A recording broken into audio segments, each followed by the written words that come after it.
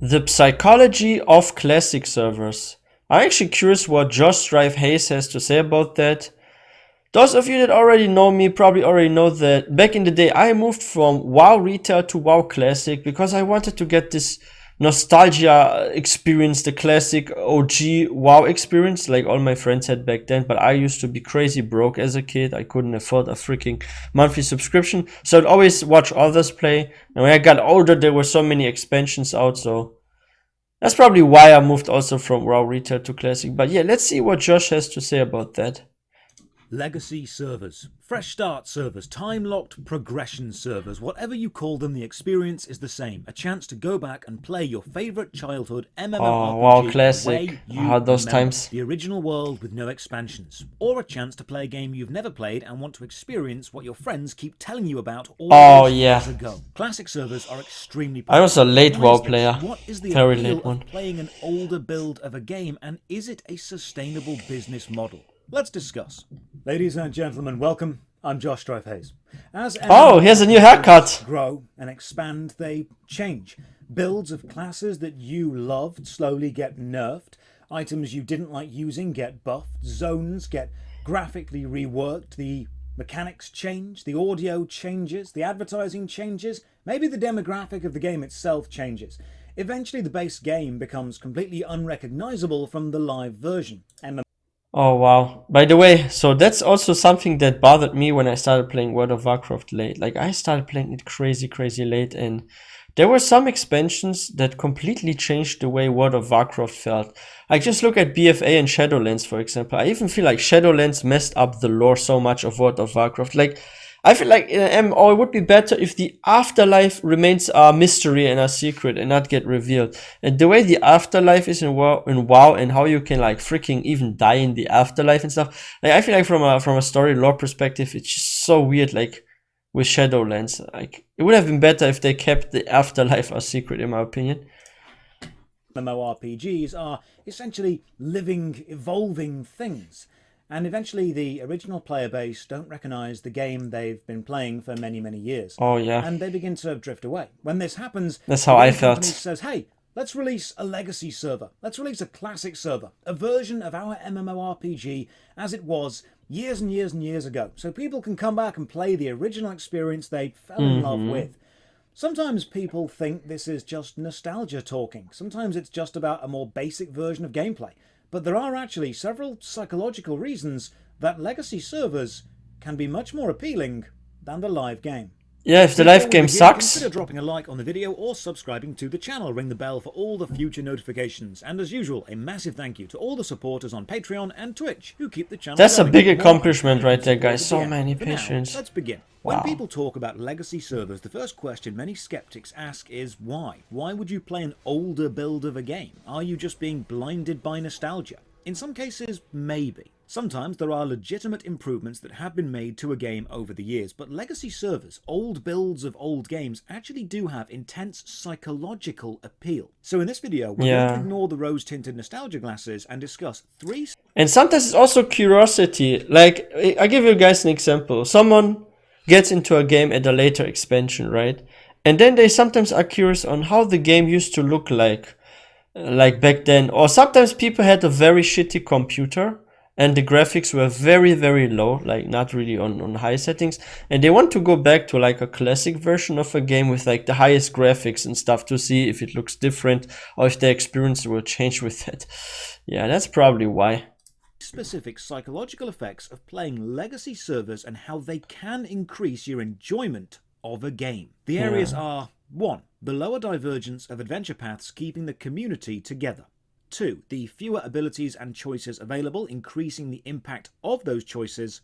And 3. The personal feeling of being an expert in your chosen game and understanding everything about it, leading to comfortable familiarity. Let's start with number 1, the lower divergence rate of adventure paths and the closer community. Sometimes less is better than too much, right? RPG, the majority of players start in the same area. In RuneScape, you start in Lumbridge. In Neverwinter, you're washed up on a beach. In Final Fantasy XIV, you begin in your class-specific city. The adventure begins in specific places, and they all slowly but surely converge into a central path. You make your way to a major hub city and you see other players. By having the player base all heading to a shared destination, you're increasing the feeling of belonging and community. You can see your fellow adventurers, you can talk and trade and feel part of something. It's like the cave in the original EverQuest. Everyone goes there, you know that there will be a community. As the adventure continues, you'll follow roughly the same path through the same zones, and you'll begin to recognise the names of others. You'll see the same healers out in the world, and then in a dungeon. You'll learn who to trust or who to avoid. The divergence of the adventure paths is low. It's important to remember that while guidance and direction is being given to the player, it's not being forced upon the player. You are free in Guild Wars 2 to follow the main storyline, in fact you're encouraged to do so, or you can go off and do a jumping puzzle. In the Elder Scrolls Online there is a main plot, or you can go off and explore a Daedric ruin. In RuneScape there is a quest list, or you can go and fish for the next 6 months. That's good. Recommendations and guidance and gentle pushing toward a main plot is given but not forced, and if you do follow this recommendation, you'll discover that you're on the adventure with thousands, if not tens of thousands of other people. And this helps the feeling of community become established. Yeah. But as time goes on... And the thing is about community and stuff, like that's something I experienced, for example, in WoW Classic. And how like a lot of old school MMOs where you didn't have like this dungeon finder and everything. You had to like manually recruit people and form freaking guilds that would like raid weekly or something. Sometimes even every few days. And I think it was way better from a social perspective when you had to like freaking engage and with other players and form friendships than to just make 2 clicks, be in a queue, and after several minutes you're in a dungeon. I mean, now we have that a lot in Final Fantasy XIV and stuff, but Final Fantasy XIV does have a lot of story and quests, and if I didn't go to like hardcore raids or something, I would still go with my FC. But to be honest, I really love recruiting people manually and asking in like zone chat and stuff. It does take longer time, but you will extend your friend list in-game after a short period of time by a lot, and you maybe form your own guild, start a guild. And I think that's so cool. And I'm missing this quite a lot in WoW Retail, because WoW Retail, I feel like it's so toxic when it comes to like Dungeon Finder. And I always, when I end up in a group in WoW Retail, not every group, okay, but just sometimes, like I will have people argue with each other and I have to be the peacemaker basically and be like, hey guys, you need to relax, hey, we can still do this, so what, we wiped once, let's do it correct now and stuff. But people are so angry and violent with each other, and maybe they're not holding back because they don't have a connection as well. If you're like friends with someone and they mess up, you're probably gonna have a different sort of feeling or reaction than to a complete stranger. Plus, you know your friends and their skills. Like, if you know someone is like new to the game, you probably wouldn't take him to the most challenging raid or dungeon, right? Or maybe you will want them and they will like refuse themselves, right? So yeah. Feeling of community become established. But as time goes on and MMORPG games receive updates and expansions and additional zones, the amount of adventure paths available to you, even in the early game, increases vastly. And while this seems good on the surface because player choice is often a positive thing, it also comes with the unfortunate side effect of splitting and dividing the community leveling experience heavily. You are unlikely to notice people on your journey or recognize names. You won't talk to the same people because the chance of them being on your path for it's more isolated, I would say. Due to the increased choice of possible paths. It's like how in Warcraft now you can choose which expansion you want to level to. And that's so dumb. I think they should make time walking for everything. Sometimes a bigger world ends up feeling smaller because you're more likely to adventure through it alone. Expanding the world and increasing the number of paths often stretches the same numbers of players over a wider area, reducing player density. Classic MMORPGs often had relatively well-defined adventure lines by use of higher-level static mobs guiding the lower-level players through certain zones at certain level ranges, keeping the community together within a level range. And players use this limitation to connect to other players similar to them. Here's a way I like to visualize this phenomenon. This is a double pendulum. It's a brilliant physics experiment showing how much chaos and randomness can come from only a small change in starting conditions. If several double pendulums are released together with only minute differences between them, they'll swing almost in sync with each other for several seconds and then begin to wildly diverge. Early game classic MMORPGs Wow, are that's the really early showing it stages well. of double Like, look pendulum at that. swings. The player base is in sync. Adventures happen And together. now and everyone story is so routines far follow from each based around other. shared experiences. And then, as more and more gameplay mechanics or major elements get introduced, the player base begin to make more and more contrasting choices, and the communities quickly fall apart. The freedom of choice increases, the chaos of the swings represents that, and that's also why players quit MMOs. Like, the thing about like the classic experience, and if you have this more attached community with each other, the more social one where you like form friend circles, like guilds, and you go together for dungeons, you have a higher likeliness you stay sub to the game and come back to the game, even if something sucks in the game, because of the community. Now imagine a game sucks and you don't have like any close friends or social community in a game. You're only looking at the bad sides of the game, you don't feel happy with it, and you just leave the game. However, if you still have like friends or social system, or let's say social circle in the game, then you will come back to interact with your folks, with your peeps, and then it's different. It's a different feeling. You're probably even gonna have like more fun than even if the game sucks, because you know your friends are with you, so you feel happy. But if you don't have many friends and everything is so isolated, like in a lot of new MMOs, sadly, then people are more likely to quit.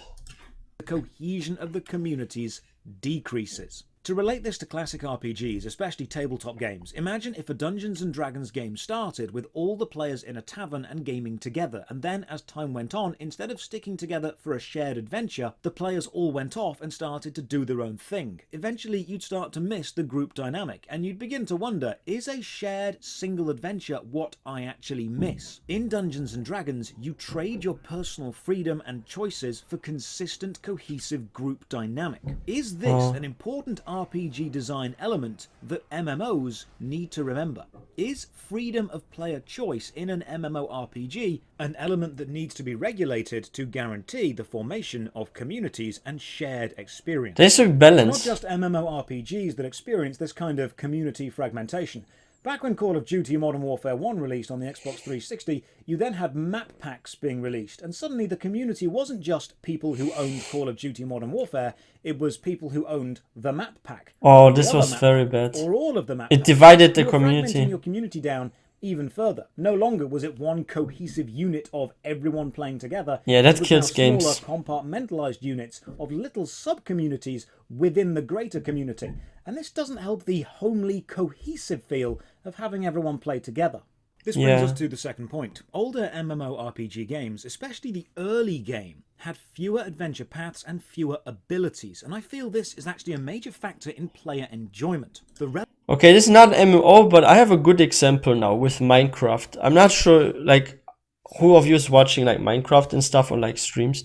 But I've noticed, because I played, like, Minecraft for a while as well, that more and more mods came. And if you watch, like, streams of people, or you had, like, friends that were also playing Minecraft, you suddenly couldn't play, like, multiplayer together, or a certain like you couldn't exchange certain topics anymore, because everyone was like into something different. One person was into like this kind of servers with these mods, one person was just like single player with like some really crazy mods, and like suddenly you had also fragments of a community.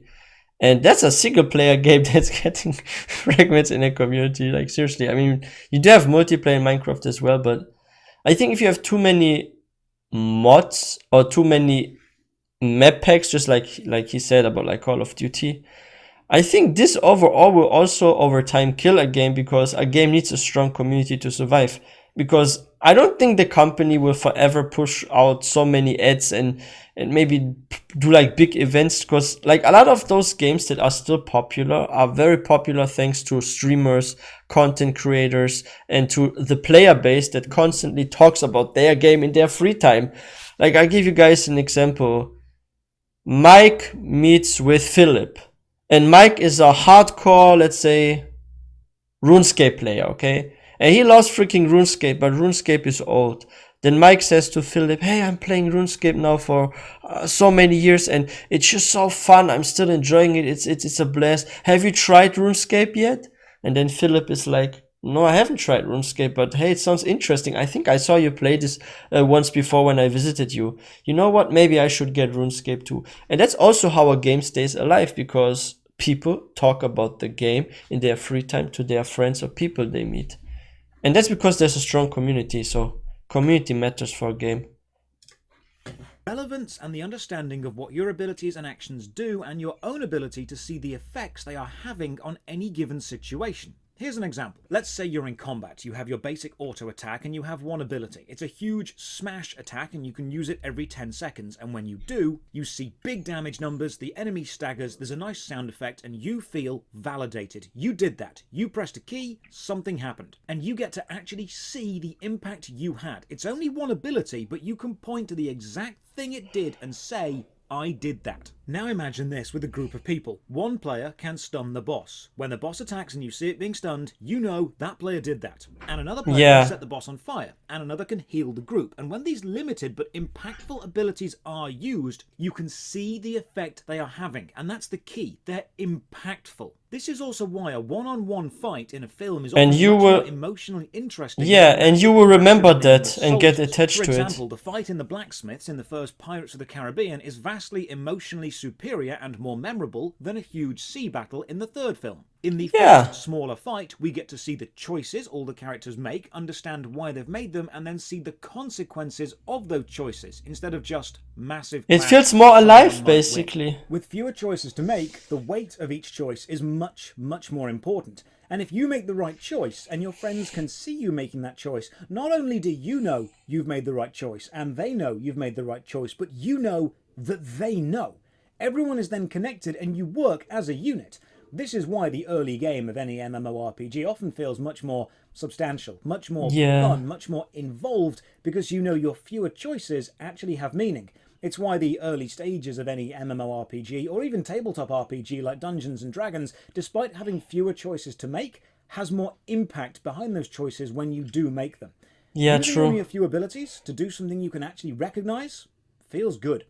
Now let's contrast that with the endgame of many modern MMORPGs. With multiple now the comparison comes. You are no longer using each one at a certain time and being able to see its effect on a situation. Now you're just cycling through, even dropping skills sometimes, and knowing you're definitely doing something, but you're not actually able to point to any specific thing and say, I did that. Using loads of abilities changes the feeling of playing a game. It's no longer, I'm in a fight and my ability changed the fight in this way and others can see the change I've made. It's now, I'm part of a mass, and if I press enough buttons, the situation will resolve in the way I want it to, but I can't actually show like brain dead. a single moment of how what I'm doing is relevant. I know it is relevant, but you can't. But you don't know why, or like, Having more choices, ironically, doesn't always lead to greater enjoyment. Often it leads to a phenomenon known as analysis paralysis. If you have to choose one thing out of two things, your brain can actually make the correct choice, or it can justify why the choice it made. Maybe your subconscious will do something you don't even are aware of it. 50, your brain does a strange thing, where instead of focusing on the choice you've made, it actually considers the benefits of the potential 49 you didn't. And then, instead of processing them as 49 individual items, it groups them all together and balances the choice you've made against the collective overwhelming potential of the...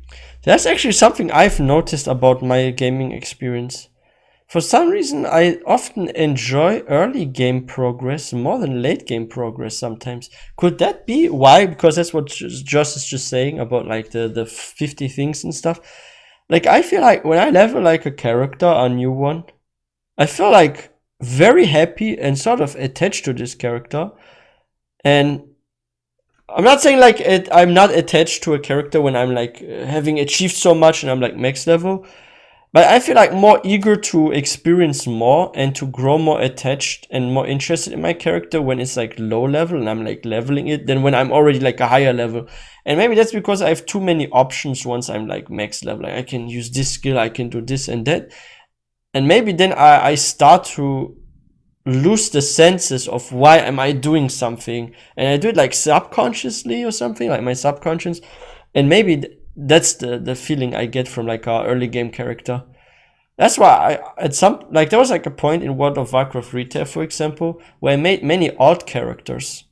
And I had no clue why I kept playing alts. Was it because I was new to the game, or because I loved the leveling experience to be like low level and then get somewhere after time? Or maybe I just wanted to experience all the expansions. Till today, I'm not sure why, but I had like a alt addiction. I made like instantly like 5, 6, 7 different characters. I think those were 6, by the way.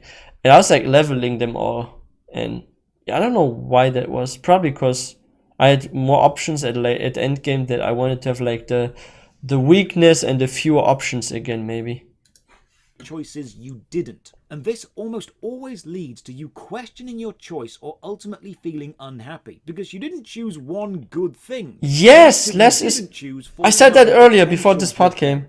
To make the impact of a choice even less, if an MMORPG did give you 50 abilities and allow you to use them all at once, your best tactic now becomes use all of my abilities all the time, not read the rules. Oh, it's stressful clicking on your keyboard. Boom, boom, boom, boom, boom. Ability when I can see it being relevant. There's a classic research paper on the paradox of choice. I wonder how New World will feel, because it has simple combat. Supermarket. The hypothesis was the greater choice, the greater satisfaction, but the opposite was proven to be true. There reaches a point, a tipping point, where the amount of choice given to someone becomes overwhelming and analysis paralysis kicks in. Yeah. The psychological phenomenon of taking so much time to analyze all your choices, you end up not making a choice. There is a sweet spot where the amount of choice is satisfactory but not overwhelming, and MMORPGs need to find what that is and stick to it. So with older games, not too few skills, not too many, just in the middle. Gameplay design and the ability choices in classic MMORPGs, especially the early game, feeling more meaningful because you could see the impact clearly, you might be starting to see, in a strangely counterintuitive design philosophy, it's almost the opposite of what you'd expect to make players happy. The limitations seem to be the positive aspects. And this actually applies again with the third point. And world feeling matters sometimes more than expert in progression your even. Game. It feels good to know what you're talking about and to understand the situation you're in. There's a great sense of pride and a feeling of belonging when you can say, I understand this community and this game. When other people come to you for advice, you feel relevant and useful. And Look at this comment. Prevalent in earlier games with fewer things to learn. If I'm playing old school RuneScape and I see another player, chances are I will know exactly what they're equipped with. I will know where they got it or how they made it. Because you're familiar to it. I will know the adventure they had to go on to get it. If I'm playing Neverwinter and I see someone using one of the early game abilities, I know what the ability does and I know how it affects combat. Yeah. If you see someone riding the Lucid Nightmare,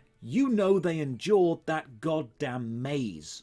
When an MMORPG is young, or the game world is smaller, you can realistically and feasibly learn everything there is about it. All the items, all the weapons, all the quests, all the interactions, all the strange bugs and glitches. And when someone new comes to you and says, hey, can you tell me about this? You can say, yes, I can tell you about that. And that makes you feel like a mentor. It makes you feel wise, respected, and it makes you feel important within the game world. Mentor.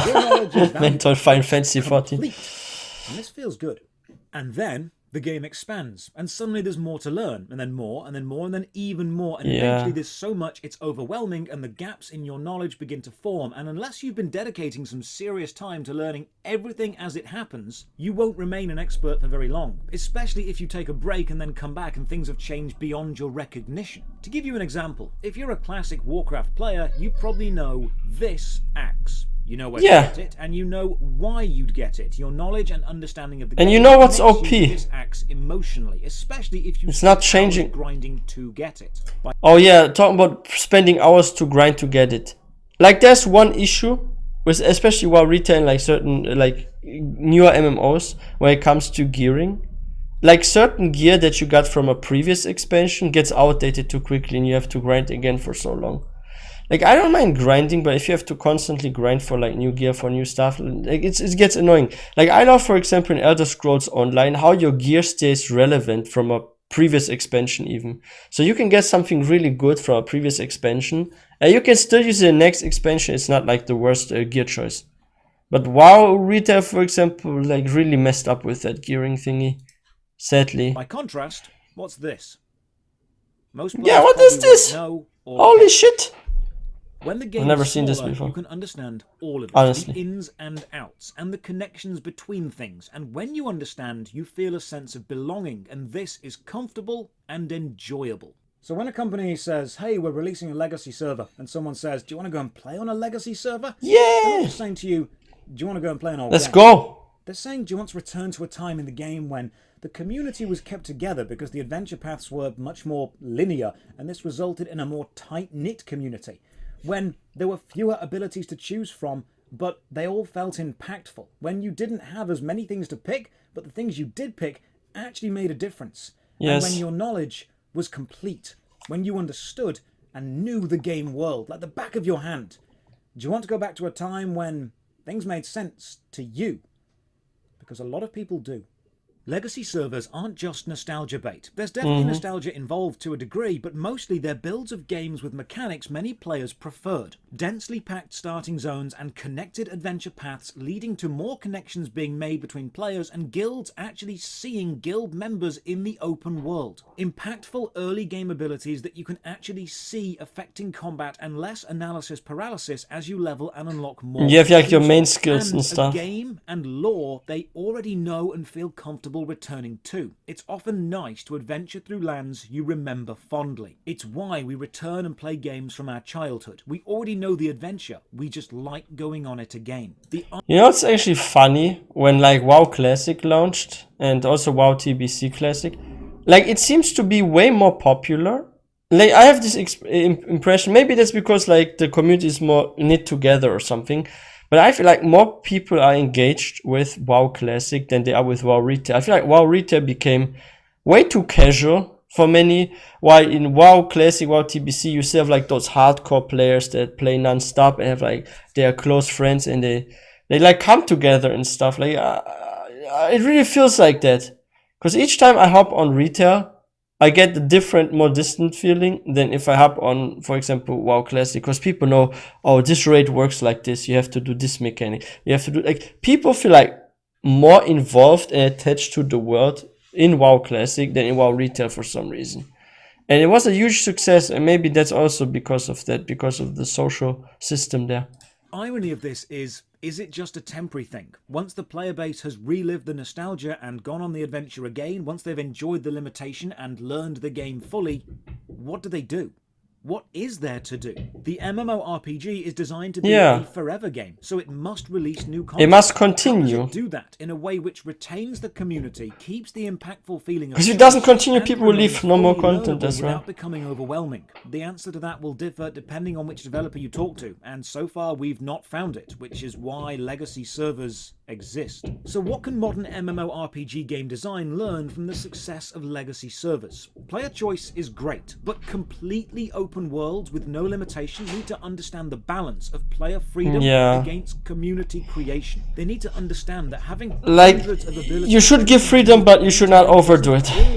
Like not too much. Having a few impactful ones. And they need to realize that endlessly expanding the game doesn't always create an emotional connection to it. There is no right or wrong way to build that game.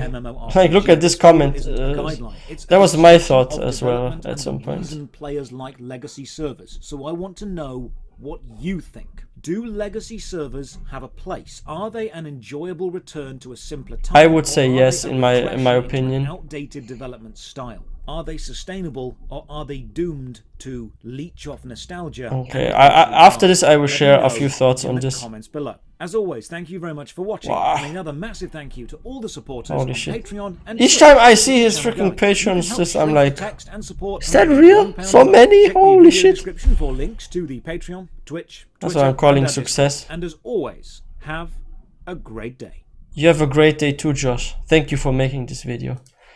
Oh wow, so yeah, my opinion on like freaking legacy servers, like the classic servers, I think they can be sustained, and I think they will even stay longer alive than like the new servers. Like I see this clearly in WoW Retail, for example, how like in the classic community people are like so close knit, while on like the new one, like Retail, for example, people are like so distant, and a lot of people are taking quite often breaks. Like on Retail, I had like multiple people be like, hey, you know what, I'm taking a break, I'll be gone for some months. But I didn't see it as much on Classic for some reason.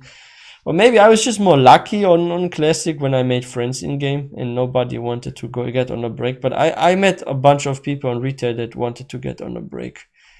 Of course, now there's a scandal going on with Blizzard, so like maybe a lot of people are quitting. But before the scandal, I mostly saw people that wanted to retire from Retail than from Classic.